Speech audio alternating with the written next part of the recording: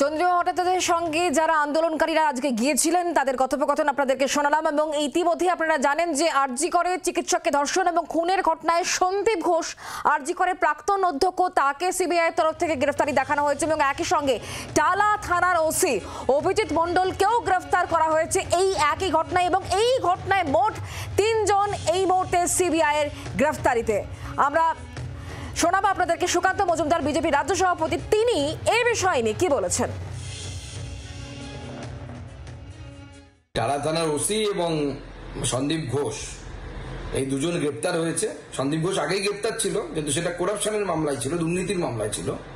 এই প্রথম গ্রেপ্তার হলো ধর্ষণ এবং খুনের মামলায় তথ্য লোপাটের জন্য। তো আমরা আশা করব যে সিবিআই থেকে সঠিক জায়গায় পৌঁছবে, কিন্তু একটা থানার ওসি বা একটা কলেজের প্রিন্সিপাল তারা শুধু এই নিজের বুদ্ধিতে এই কাজ করতে পারে না, উপর থেকে নিশ্চয়ই কারো নির্দেশ ছিল, সেটা দেখতে হবে যে নির্দেশটা কার ছিল।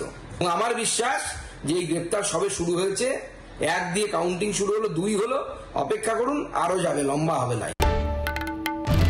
বাংলার আওয়াজ, বাঙালির আবেগ, জি 24 ঘন্টা।